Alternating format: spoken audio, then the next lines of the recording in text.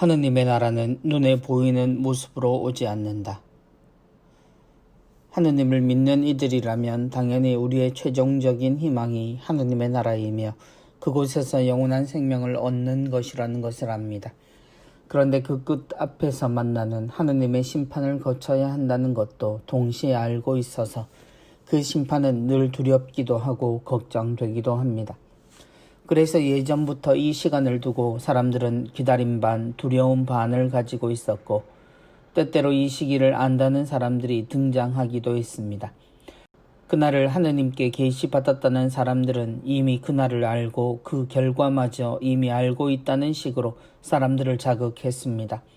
어떤 이유로든 이 말에 믿음을 두기 시작한 사람들은 이 믿음이 자신이 가지고 있던 모든 것을 다 걸어야 하는 지독히도 절대적인 가치를 말한다는 것을 알게 됩니다. 전혀 볼 수도 없고 들을 수도 없는, 그리고 상상조차 되지 않는 것에 대해 믿음을 두어야 하기에 일방적으로 믿는 수밖에 없기 때문입니다. 그 막막함을 알고 있다는 사람은 그래서 절대적 권력과 힘을 가지게 됩니다. 실체는 없으나 그 실체를 알고 있다는 점 때문입니다.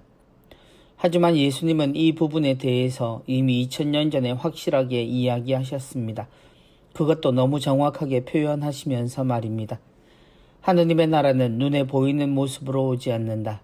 또 보라, 여기에 있다. 또는 저기에 있다 라고 사람들이 말하지도 않을 것이다. 그럴 수 없기 때문입니다. 그리고 예수님은 그 나라가 이미 와 있다고 이야기하십니다. 보라, 하느님의 나라는 너희 가운데 있다. 단 한 번 이 세상은 하느님 나라를 이 땅에서 본 적이 있습니다. 그것이 바로 예수 그리스도의 모습이었습니다. 우리는 그분을 마국간에서 십자가로 기억하지만 사실 우리와 함께 하셨던 하느님이 바로 하느님의 나라의 내용이었습니다. 사랑하는 이들과 언제나 함께 먹고 마시며 세상을 살았던 그 모습이 우리가 하느님과 함께 살아가는 하느님 나라의 모습이었습니다. 그 나라에서는 언제나 사랑이 흘러 넘쳤고 누구나 그 존귀함을 잃지 않았습니다. 그 단 한 번의 기억에서 우리는 하느님 나라를 그리며 신앙생활을 합니다.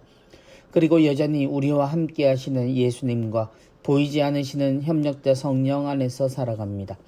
그래서 우리는 여전히 하느님 나라 안에 있는 중입니다. 그럼에도 주님은 언젠가 당신이 우리 눈에서 사라질 날들에 사람들의 거짓이 등장할 것이라고도 이야기하십니다. 보라, 저기에 계시다. 또는 보라, 여기에 계시다 라고 말입니다.